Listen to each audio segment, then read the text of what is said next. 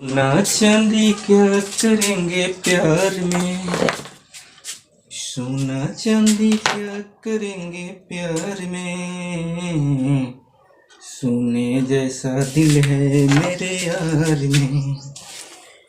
क्यों हम उलझे दुनिया की बेकार में, क्यों उलझे हम दुनिया के बेकार में, सोने जैसा दिल है मेरे यार।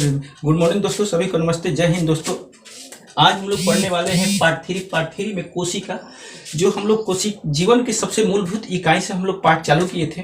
आज हम लोग पहुंचे हैं केंद्रक यानी न्यूक्लियस के बारे में। तो न्यूक्लियस के बारे में एक एक सारे पॉइंट हम लोग काफी बेहतरीन तरीके से कवर करेंगे, क्योंकि यहाँ से बहुत सारे क्वेश्चन आने की संभावना परीक्षा में बनी रहती है।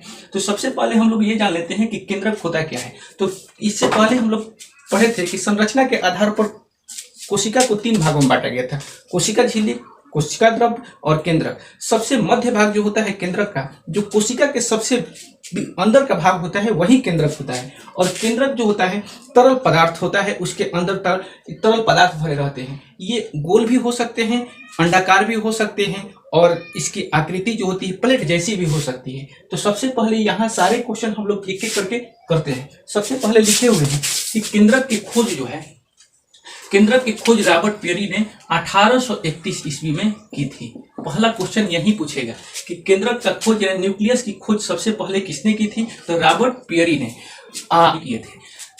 कोशिका के बाहर एक झिल्ली होती है, और वो झिल्ली जो होती है दोहरी होती है। कोशिका जैसे झिल्ली का मतलब होता है पॉलीथीन, प्लास्टिक, उसी तरह से कोशिका में भी झिल्ली होती है। तो इसमें 2 झिल्ली होती है, एक झिल्ली और एक और झिल्ली। तो उस झिल्ली को केंद्रक कला या केंद्रक द्रव्य भी कहते हैं। उस झिल्ली को केंद्रक कला या केंद्रक द्रव्य भी कहते हैं। केंद्रक जो होता है कोशिका के लिए बहुत ही इंपॉर्टेंट पार्ट होता है। इसीलिए कोशिका का दिमाग केंद्रक को कहा जाता है।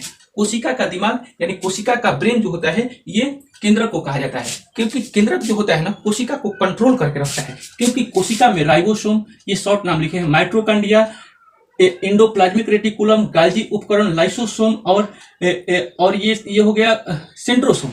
ये सारे को, ये जो न्यूक्लियस है, ये सबको कंट्रोल करके रखता है। कंट्रोल क्या करता है कि माइटोकॉन्ड्रिया को ऊर्जा बनाने का काम है, तो ये इसको पावर देता है ऊर्जा बनाने को। इसके बाद गाल्जी उपकरण जो होता है, ये शरीर को सभी भागों में एनर्जी पहुंचाने का कार्य करता है। लाइसोसोम जो होता है, लाइसोसोम में एक विशेष प्रकार की एंजाइम पाई जाती है जो अपने ही कोशिकाओं को मार देता है। तो ये सारे पार्टिकल्स को ये न्यूक्लियस जो होता है कंट्रोल करके रखता है। तो यहाँ हो गया कोशिका का दिमाग या कोशिका का ब्रेन जो होता है केंद्रक ही कहलाता है। इसके बाद आगे चलते हैं, केंद्रक द्रव्य क्या होता है। तो केंद्रक के अंदर एक अर्ध तरल द्रव्य भरा रहता है, जिसे केंद्रक द्रव्य या न्यूक्लियोप्लाज्मा भी कहते हैं। ये न्यूक्लियोप्लाज्मा जो होता है, केंद्रक द्रव्य जो होता है, ये क्रोमैटिन जालिका से बना होता है। याद रखोगे क्या? केंद्रक द्रव्य जो होता है वो क्रोमैटिन जालिका से बना होता है। क्रोमैटिन जालिका एक धागे नुमा संरचना होती है केंद्रक के अंदर। केंद्रक जो क्रोमैटिन जालिका जो होती है वो डीएनए, क्वेश्चन ये कई बार परीक्षा में पूछा गया है कि डीएनए का फुल फॉर्म क्या होता है। तो deoxy nucleoid acid, deoxy nucleoid acid जो होता है, और प्रोटीन, ये क्रोमैटिन जालिका डीएनए और प्रोटीन से मिलकर बना होता है, जिसमें डीएनए जो होता है वो 20% होता है, और प्रोटीन जो होता है वो 80% क्रोमैटिन जालिका में होता है। जहां डीएनए अनुवांशिक गुणों का वाहक होता है। अनुवांशिक गुणों का वाहक का मतलब ये हुआ कि माता पिता का गुण जो होता है वो संतान में जाता है। इसके बाद डीएनए के सबसे सूक्ष्म इकाई जो होती है, मूल इकाई, ये क्वेश्चन काफी वीवी आई है, इसे स्टार लगा लोगे। डीएनए की मूल इकाई को जीन कहते हैं, और यही जीन जो होता है माता पिता के अंदर से पुत्री में यानी उनके संतान में प्रवेश करता है। ये वाला याद रखोगे। तो ये थे हमारे डीएनए से ये थे केंद्रक से संबंधित सारे इंपॉर्टेंट क्वेश्चन। आगे चलते हैं केंद्रिका। केंद्रक के अंदर एक और पार्ट होते हैं, उसे केंद्रिका कहते हैं। केंद्रिका आरएनए और प्रोटीन से मिलकर बने होते हैं।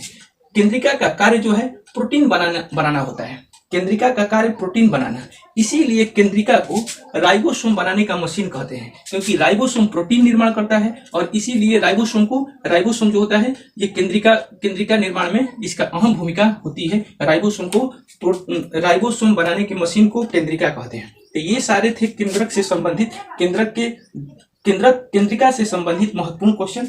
आगे हम लोग चलते हैं, केंद्रक के कार्य देखते हैं। केंद्रक का कार्य जो होता है, कोशिकाओं को नियंत्रित करना, कोशिकाओं को नियंत्रित करना, यानी इसके केंद्रक जो होते हैं सारी कोशिकाओं को नियंत्रित करके रखता है। तो आगे अनुवांशिक गुणों का वाहक होता है। केंद्रक से ही, यानी न्यूक्लियस जो होते हैं वही अनुवांशिक गुणों का वाहक होते हैं। ये कोशिका विभाजन में भी मदद करता है। वो केंद्रक यानी न्यूक्लियस कोशिका विभाजन यानी एक कोशिका से दो कोशिका का बनने में काफी अहम भूमिका निभाता है। तो ये थे इनके कार्य। अब महत्वपूर्ण बिंदु देखते हैं। यहाँ से भी क्वेश्चन कई बार पूछा गया है, जैसे शैवाल हो गए, कवक हो गए, बैक्टीरिया हो गए में एक से अधिक केंद्रक पाए जाते हैं। याद रखोगे, शैवाल, कवक, बैक्टीरिया के कोशिकाओं में एक से अधिक केंद्रक पाए जाते हैं, तो ये भी याद रखोगे। आगे क्वेश्चन क्या याद रखोगे कि इंसान के आरबीसी में केंद्रक नहीं पाए जाते हैं, मनुष्यों के आरबीसी में केंद्रक नहीं पाए जाते। तो ये थे हमारे केंद्रक से संबंधित सभी महत्वपूर्ण क्वेश्चन। जो आप लोगों को अच्छा लगा हो तो आप लोग सपोर्ट करें, लाइक करें, शेयर करें। बाकी हम लोग अगले वीडियो में मिलेंगे, तब तक के लिए थैंक यू, धन्यवाद।